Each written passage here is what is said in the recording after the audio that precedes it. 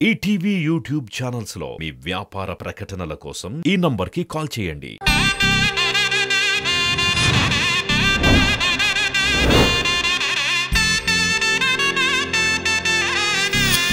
శ్రీవల్లి, ఏంటి మావయ్య మీరనేది? అవును సుబ్బు, శ్రీవల్లిలో మృత్యుకాళ స్పష్టంగా కనిపిస్తోందని ఆ స్వామీజీ గారు చెప్పారు. మరి దానికి పరిష్కారం ఏమన్నా అడిగారా? అడిగాను, కానీ స్వామీజీ ఏం చెప్పలేదు సుబ్బు. ఏదో ఒక అద్భుతం జరిగితే తప్ప ఆ మృత్యువును ఆపలేమన్నట్టుగా సమాధానం చెప్పారు. స్వామీజీ అలా చెప్పినప్పటి నుంచి ఏం చేయాలో తోచట్లేదు సుబ్బు. శ్రీవల్లికి ఎప్పుడు ఏం జరుగుతుందోనని నాకు చాలా భయంగా ఉంది. మొన్నటికి మొన్న శ్రీవల్లి కేశవతో కలిసి సుబ్రహ్మణ్యపురం వెళ్లి విగ్రహాన్ని తీయాలనుకుంటున్న విషయం తెలిసి నేను తనని ఆపాను. విగ్రహం తీస్తే ప్రాణాలు పోతాయని తెలిసినా శ్రీవల్లి తన ప్రయత్నాన్ని మానుకోవడం లేదు. నా కూతుర్ని ఎలా కాపాడుకోవాలో తెలియక నాలో నేనే సతమతమైపోతున్నాను. ఆ స్వామీజీ చాలా మహిమ గలవారు. ఆయన చెప్పారంటే అది ఖచ్చితంగా నిజమవుతుందన్న నమ్మకం, భయం నాకున్నాయి. ఏం చేసైనా సరే శ్రీవల్లిని కాపాడుకోవాలి సుబ్బు. తనకేదైనా జరిగితే మాత్రం నేను తట్టుకోలేను సుబ్బు. తనని కాపాడుకోలేకపోతే నేను తండ్రిగా బతికి వ్యర్థం సుబ్బు, వ్యర్థం. అనకండి మావయ్య, తనకేం కాదు. అందరం కలిసి మన శ్రీవల్లిని కాపాడుకుందాం. మీరెలా మాట్లాడకండి. 23 సంవత్సరాలుగా అమ్మా నువ్వు పడుతున్న బాధకి ముగింపు పలుకుతాను. నేను విగ్రహం తీసి ప్రతిష్ఠ చేసి ఆత్మత్యాగం చేయక తప్పదు. దయచేసి నన్ను అర్థం చేసుకోండి. సుబ్బు, ఈ షష్ఠి అయిపోతే తప్ప 2 కుటుంబాల్లో నెలకొన్న అశాంతి దూరం కాదనిపిస్తోంది. అందుకే షష్ఠి అయిన వెంటనే ఏం జరిగినా, ఎలాంటి సంఘటన జరిగినా శ్రీవల్లిని కాపాడుకోవడం మీ అందరి కర్తవ్యం అవ్వాలి. నీకు శ్రీవల్లికి పెళ్లి జరిగి తీరాలి. సరే మావయ్య, అలాగే మీరన్నట్టే జరుగుతుంది. మీరు నిశ్చింతగా ఉండండి.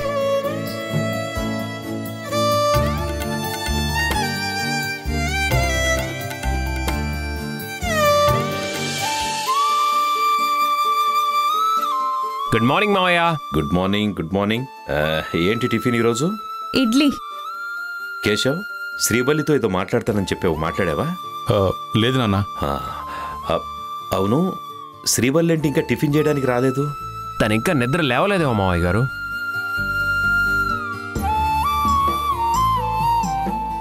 ఈ టైం వరకు పడుకోవడం ఏంటి? తనెప్పుడు పొద్దున్నే నిద్రలేస్తుందిగా. అమ్మా కల్పన, నువ్వు ఒకసారి శ్రీవల్లి రూమ్కి వెళ్ళి చూసిరమ్మా. అలాగే నాన్న. ఇప్పుడు శ్రీవల్లి ఆయన కంటికి కనిపించే వరకు మీ నాన్న మనల్ని టిఫిన్ కూడా చేయనిచ్చేలా లేడు. ఏం చేస్తాం, ఆయన పిచ్చి ప్రేమతో మనల్ని చంపేస్తున్నాడు. శ్రీవల్లి, శ్రీవల్లి, శ్రీవల్లి ఎక్కడికి వెళ్ళి ఉంటుంది?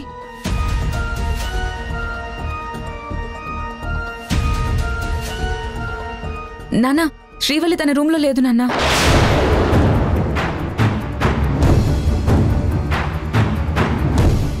లేకపోవడం ఏంటి? సరిగ్గా చూసావా? చూశానండి, తనెక్కడా కనపడలేదు. ఒకవేళ తనకి ఇక్కడ ఏమైనా ఇబ్బందిగా అనిపించి వాళ్ళ ఇంటికి వెళ్ళిందేమో. ఎందుకైనా మంచిది ఒకసారి పిన్నికి ఫోన్ చేసి కనుక్కోండి నాన్న.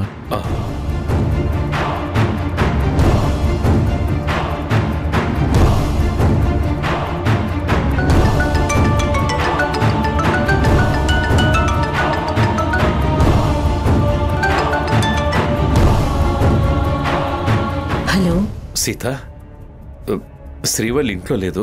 తను అక్కడికి ఏమైనా వచ్చిందా? రాలేదండి.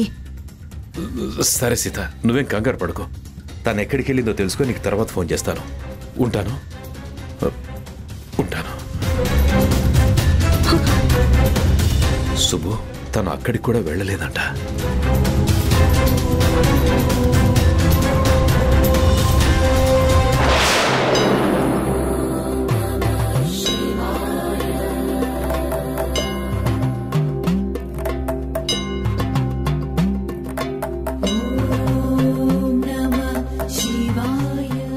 నమస్కారం స్వామీజీ. శుభమస్తు. నేను మీకు గుర్తున్నానా స్వామీజీ? గుర్తున్నావమ్మా. నువ్వు కోదండరామయ్య గారి కూతురివి గదు? మృత్యువు వైపు ప్రయాణిస్తున్న శాపగ్రస్తురాల్ని కూడా నేనే స్వామీజీ. ఆ విషయం నీకెలా తెలిసిందమ్మా? నాన్నగారు మాట్లాడుతుంటే నేను విన్నాను. అది విధిరాత తల్లి. మీ వంశానికున్న శాపం వల్ల నిన్ను మృత్యువు వెంటాడుతోంది. పర్వాలేదు స్వామీజీ. మా వంశానికున్న శాపాన్ని పోగొట్టే అవకాశం నాకు దక్కినందుకు నేను అదృష్టవంతురాల్ని అనుకుంటున్నాను. అమ్మా శ్రీవల్లి, పిన్న వయస్కురాలివి, ఎంతో జీవితాన్ని చూడవలసిన దానివి. నువ్విలా మాట్లాడుతుంటే నాకు చాలా ఆశ్చర్యంగా ఉందమ్మా. నీ కుటుంబం కోసం, నీ తల్లిదండ్రుల కోసం ఇంత గొప్పగా ఆలోచిస్తావనుకోలేదమ్మా.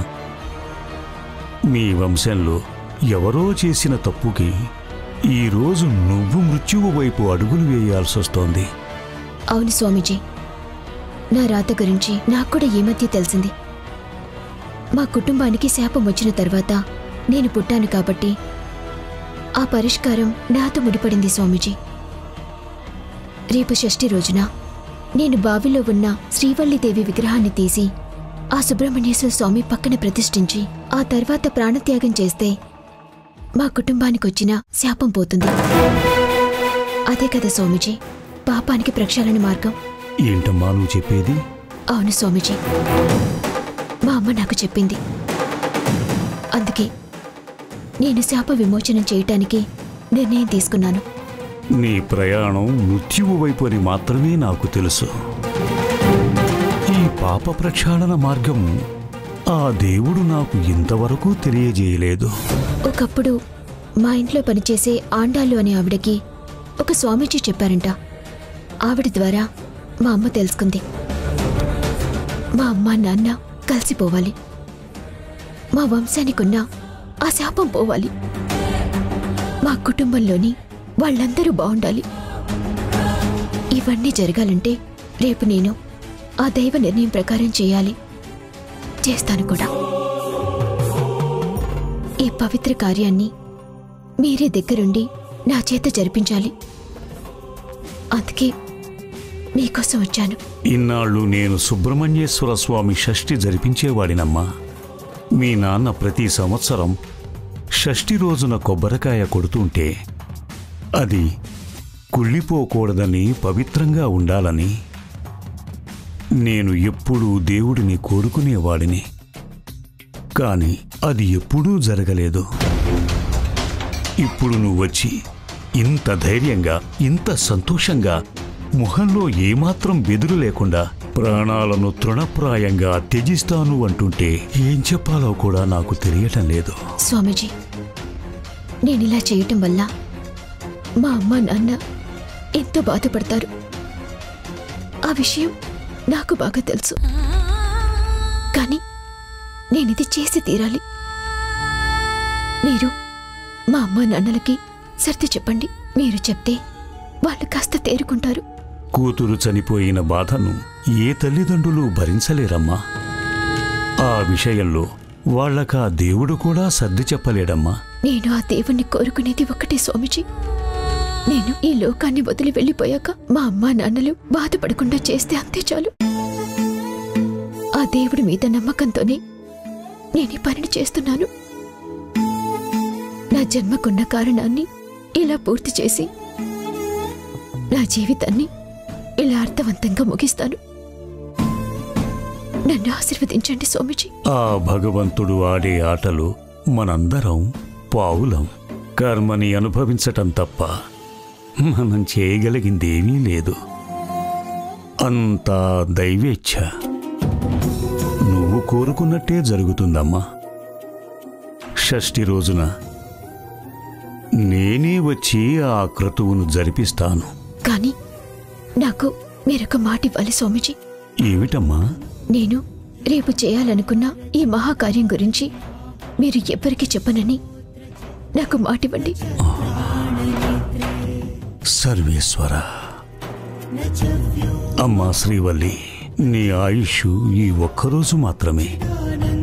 నువ్వు తలచిన కార్యం పూర్తయ్యాక రేపు నువ్వు ఈ భూమి మీద ఉండవమ్మా. నువ్వు చేస్తున్న త్యాగం ఎంతో గొప్పది. నీకా మాత్రం మాటివ్వలేనా? అలాగే కానివ్వు. నీకు మాటిస్తున్నాను, నేను ఈ విషయం ఎవ్వరికీ చెప్పను. సంతోషం స్వామీజీ. మనోవాంఛా ఫలసిద్ధిరస్తు.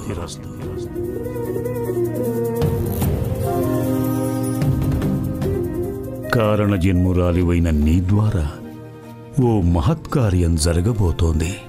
అందులో నేను కూడా భాగస్వామినవుతున్నాను. సర్వేశ్వర కరుణించు స్వామి.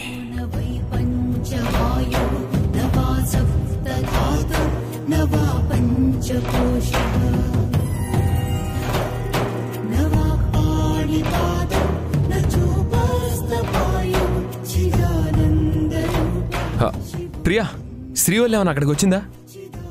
రాలేదా? సరే సరే.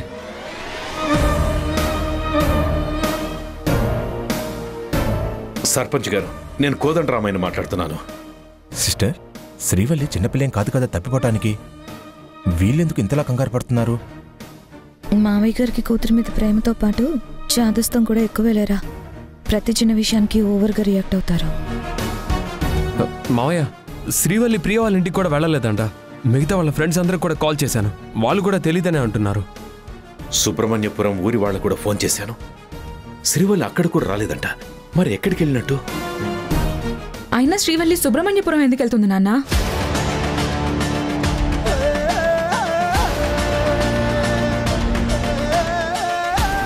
సమాధానం చెప్పరేంటి నాన్న? సుబ్రహ్మణ్యపురం తనెందుకు వెళ్తుంది? అక్కడ తనకేం పని? పైగా ఫ్రెండ్స్ కానీ తెలిసిన వాళ్ళు కానీ ఊర్లో ఎవరూ లేరు కదా. అది కల్పన. అదే రామ్మా.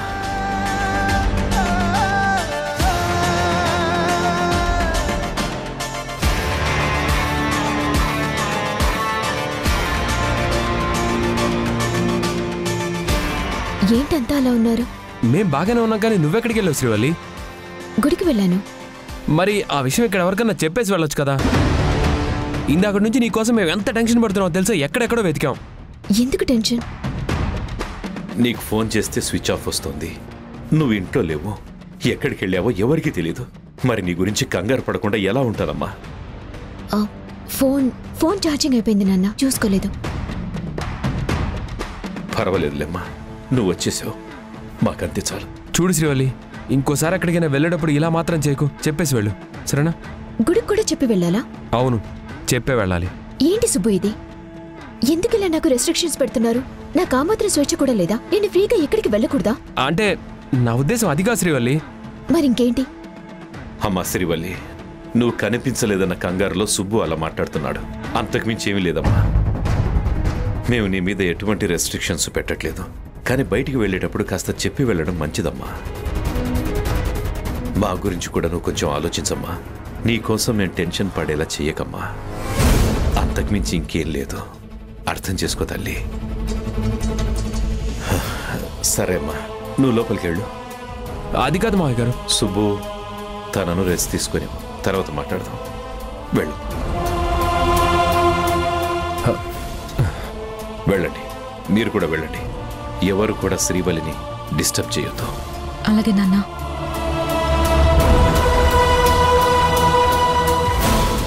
సుబ్బు, శ్రీవల్లి వచ్చిన విషయం సీతకి ఫోన్ చేసి చెప్పు. లేదంటే తను కంగారు పడుతుంది. అలాగే మావయ్య.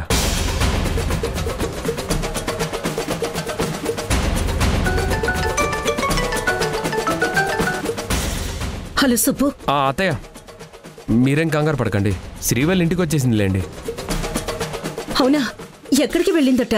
గుడికి వెళ్ళిందంట అత్తయ్య. ఒకసారి తనకు ఫోన్ ఇవ్వు సుబ్బు. అదే, తను ఇప్పుడే లోపలికి వెళ్ళింది. నేను తనతో తర్వాత మళ్ళీ కాల్ చేపిస్తానులేండి అత్తయ్య, మీరేం టెన్షన్ పడకండి.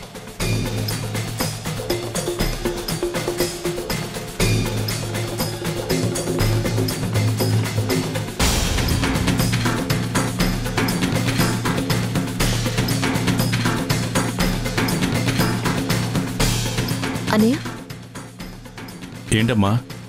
త్రిదేవ్ తన రూమ్లో లేడు. ఎక్కడికి వెళ్ళాడో తెలుసా? నేను ఇక్కడే ఉన్నాను శ్రీవల్లి. అడుగు. ఏం శ్రీవల్లి, వాడితో ఏమైనా పనుందా? అవునదినా. త్రిదేవ్, నన్నిప్పుడు సుబ్రహ్మణ్యపురం తీసుకెళ్తావా?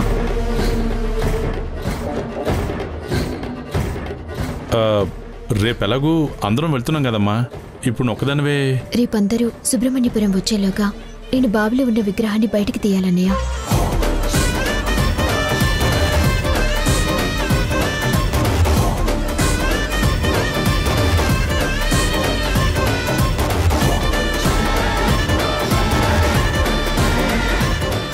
అంటే నువ్వు విగ్రహాన్ని తీయడానికి కట్టుబడి ఉన్నావమ్మా?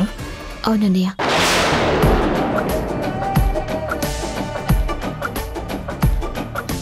నాన్న నీతో విగ్రహం తీయకు, అది ప్రమాదం అని చెప్పినప్పుడు నువ్వు సరే అనేసరికి ఇక దాని గురించి ఆలోచించవేమో అనుకున్నానమ్మా.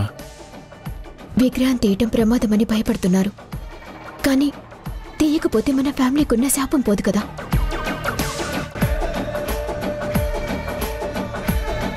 శాపం పోకపోతే అమ్మా నాన్న ఎప్పటికీ దూరంగానే ఉండాల్సి వస్తుంది. అలా జరగకూడదన్నయ్య. అందుకే నేను ఎలాగైనా విగ్రహం తీయాలని డిసైడ్ అయ్యాను.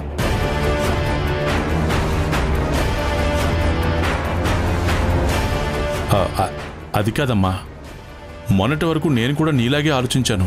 అందుకే నిన్ను సుబ్రహ్మణ్యపురం తీసుకుని వెళ్దామని అనుకున్నాను. కానీ ఇంతమంది హెచ్చరిస్తున్నప్పుడు నువ్వు చేయకపోవడమే మంచిదేమోనని ఆలోచించాను. ఇక ఆలోచించడానికి ఏం లేదన్నయ్య, బయలుదేరడం తప్ప. చిన్నదానివైనా కుటుంబం గురించి ఇంతలా ఆలోచిస్తున్న నిన్ను చూసి నేను గర్వపడుతున్నానమ్మా. నీ సాహసానికి మెచ్చి ఆ దేవుడు కూడా నీకు తోడుగా ఉండి నీకేమీ కాకుండా నిన్ను కాపాడతాడమ్మా. అలాగే కాని కావాలంటే నిన్ను నేను సుబ్రహ్మణ్యపురం తీసుకెళ్తానమ్మా. వద్దన్నయ్య, మీరు నేను ఇంట్లో లేకపోతే నాన్న వాళ్ళకి డౌట్ వచ్చే ఛాన్స్ ఉంది. నేను త్రిదేవుని తీసుకువెళ్తాను. ఆ దేవుడు కూడా ఈ కార్యం జరిగే సమయానికి త్రిదేవుని పంపించినట్టున్నాడన్నయ్య. నువ్వు చెప్పేది కూడా కరెక్టేనమ్మా. అలాగే తీసుకువెళ్ళు, ఇక్కడ నేను మేనేజ్ చేస్తాను కదా. త్రిదేవ్, శ్రీవల్ని జాగ్రత్తగా సుబ్రహ్మణ్యపురం తీసుకెళ్ళు, సరేనా? అలాగే బావా. శ్రీవల్లి, నేను ఇంకా ఫ్రెష్ అవ్వలేదు, ఓ అరగంటలో రెడీ అయ్యి వస్తాను. ఈలోపు నువ్వు కూడా రెడీగా ఉండు. కరెక్ట్గా ఒక హాఫ్ అన్ అవర్లో కొంచెం బయలుదేరదాం, ఓకేనా? సరే.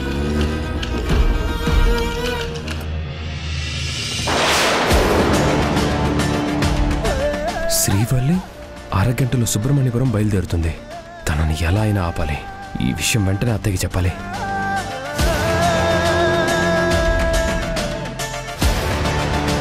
హలో అత్తయ్య. మనకి టైం వచ్చింది అత్తే. అదృష్టం మనల్ని వెతుక్కుంటూ వస్తుంది. అవును కేశవా, 200 కోట్లు ఆల్రెడీ నా కళ్ళ ముందు కనపడుతున్నాయి. రేపు మనం కోటీశ్వరులం అయిపోతాం. ఈ ఛాన్స్ని మనం అస్సలు మిస్ చేసుకోకూడదు అత్తే. శ్రీవల్లి విగ్రహం తీయగానే ఎలాగో శ్రీవల్లి చాప్టర్ క్లోజ్ చేసేస్తాం. తర్వాత అటు 200 కోట్లు, ఇటు ఆస్తి, రెండు మనకే ఉంటాయి. శ్రీవల్లితో పాటు మనం వెళ్ళడం లేదు కాబట్టి తను కనిపించకుండా పోయిన క్షణం నుంచి శ్రీవల్లి గురించి ఎవరేం అడిగినా మనకు తెలియదని చెప్దాం. మనకి ఏ ప్రాబ్లం ఉండదు. Double okay.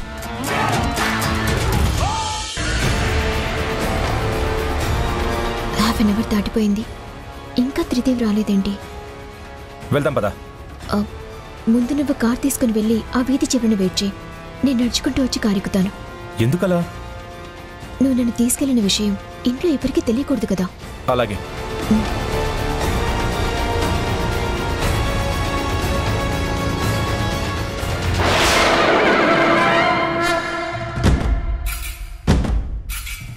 ఇప్పుడు సుబ్బు గాని నాన్న గాని నన్ను చూశారంటే ఎక్కడికని అడుగుతారు. వాళ్ళకు కనపడకుండా వెళ్ళాలి.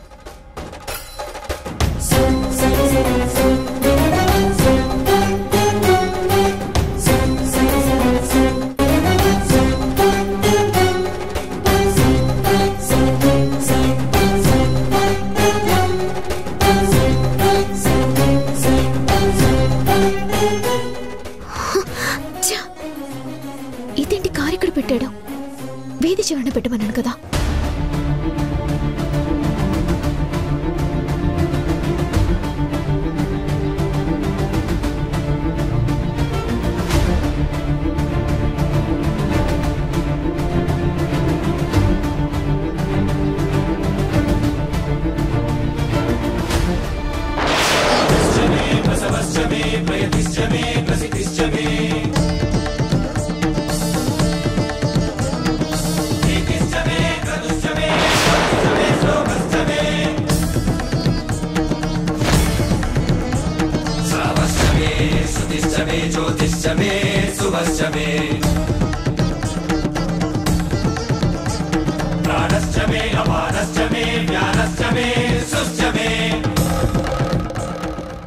శ్రీవల్లి నిన్ను ఎన్ని గంటలకు రమ్మని త్రిదేవ్?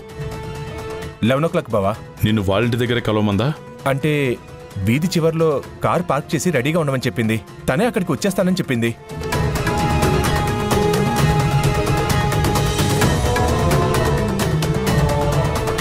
చాలాసేపటి నుంచి వెయిట్ చేస్తున్నట్టున్నా. ఇంక పోనివ్వు. ఈటీవీ విన్ యాప్ రోజుకి కేవలం రూపాయి మాత్రమే. ఇప్పుడే ఈటీవీ విన్ యాప్ డౌన్లోడ్ చేసి సబ్స్క్రైబ్ చేయండి.